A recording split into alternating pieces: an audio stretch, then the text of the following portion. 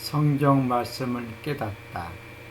부활 제3주일에는 루카복음서 24장 35절부터 48절을 읽고 묵상하고 나누고자 합니다. 복음서의 내용은 예수님께서 제자들에게 부활하여 나타나셨고 반신반의하는 그들에게 당신의 손과 발을 보여주셨고 그들 앞에서 구운 물고기를 잡수셨고 그들의 마음을 열어 당신에 관한 성경의 말씀을 제자들이 깨달을 수 있게 해주신 내용입니다. 예수님의 제자들은 예수님에 관한 기록인 모세의 율법과 예언서와 시편을 읽어보았을까요? 대답은 예 또는 아니요입니다. 예수님 당시 제자들은 루카복음서 4장 16절에서 22절에서 예수님께서 안식일에 회당에 들어가시어 두루마리에 말려있던 이사야 예언서를 찾아서 회중에게 읽어주셨듯이 제자들 역시 회당에서 모세의 율법과 예언서와 시편을 낭독하면서 읽어보았을 수도 있습니다. 루카복음서는 예수님께서 이사야 예언서 내용 중 61장 1절과 2절을 찾으셔서 읽어주셨다 했는데 제자들이 예수님에 관한 내용을 모세의 율법과 예언서와 시편에서 찾아서 읽어보았다는 것은 어려운 일일 것입니다. 예수님 당시 문맹률은 98%였다 하니 예수님의 제자들이 율법학자 출신이 아니라 어부 출신, 혁명가 출신 등으로 미뤄보았을 때 문맹일 가능성은 있습니다. 모세의 율법과 예언서와 시편들은 대부분 짐승의 가죽 위에 손으로 적었고 두루마리 형태로 보관했는데 오늘날 A4 용지 크기 양피지 가격은 노동자를 하루 반나절 임금에 해당하였다 하니 일반인들은 개인적 소유는 엄두도 못 낼 노릇이었습니다. 사도행전 8장 27절에는 수레에서 이사야 예언서를 읽는 사람의 이야기가 나옵니다.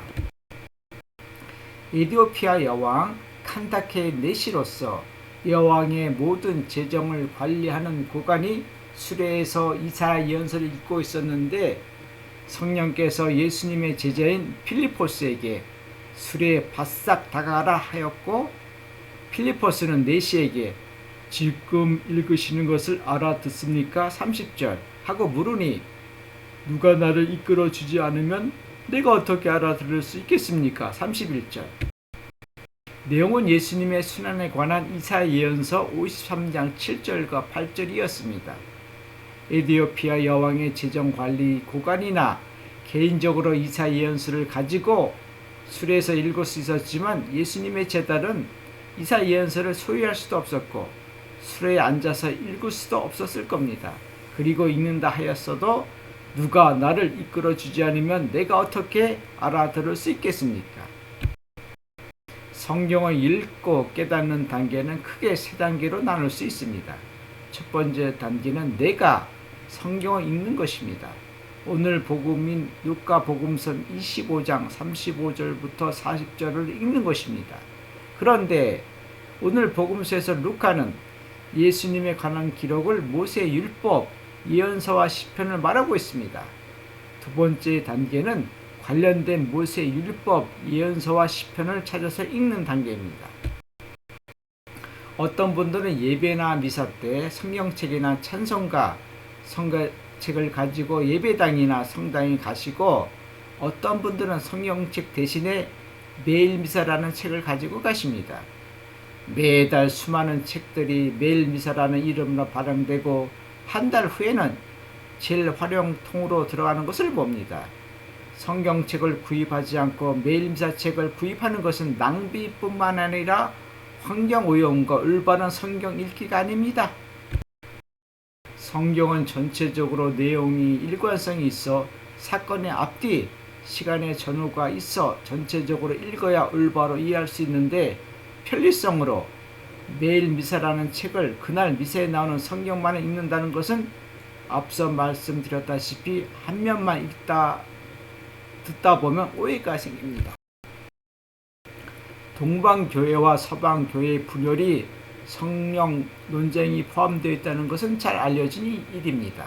성령은 성부께 쫓아나시고 그리스 번역 신경, 성령께서는 성부와 성자께서 발하시고 라틴어 번역 신경입니다.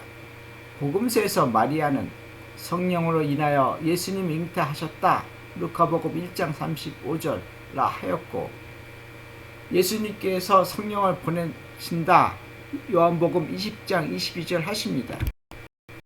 성령에 관한 다른 교리와 다른 성경 구절뿐만 아니라 성경이 기록한 같은 사건, 다른 표현은 아주 많이 있습니다.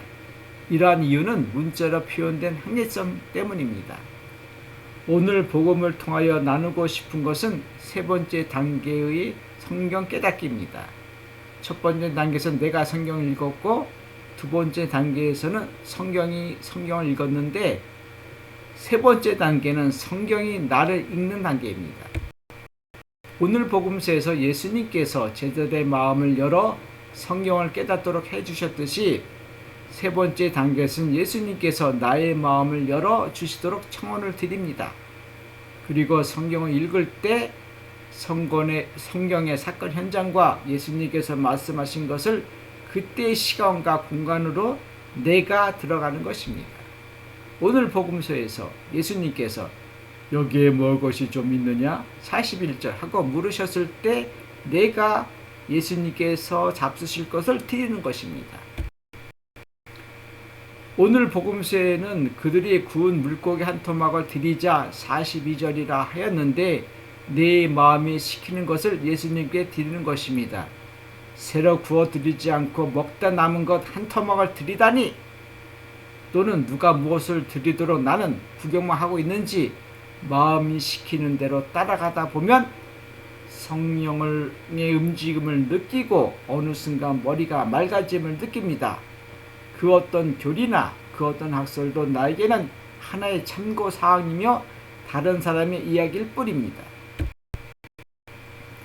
부활 제3주일 복음서를 통하여 나누고 싶은 말씀은 너희는 이 일의 증인이다. 너희는 높은 데에서 오는 힘을 입을 때까지 예루살렘에 머물러 있어라. 48절 49절. 높은 데에서 오는 힘을 입을 때까지 경거만동하지 마시고 어느 곳에 머물러 계십시오. 예수님 부활에 관한 확신과 증인이 되시겠다는 결심 없이 높은 데에서 오는 힘을 입지 않으시고 예수님의 부활을 입으로만 말씀하지 않으셨으면 합니다. 고맙습니다.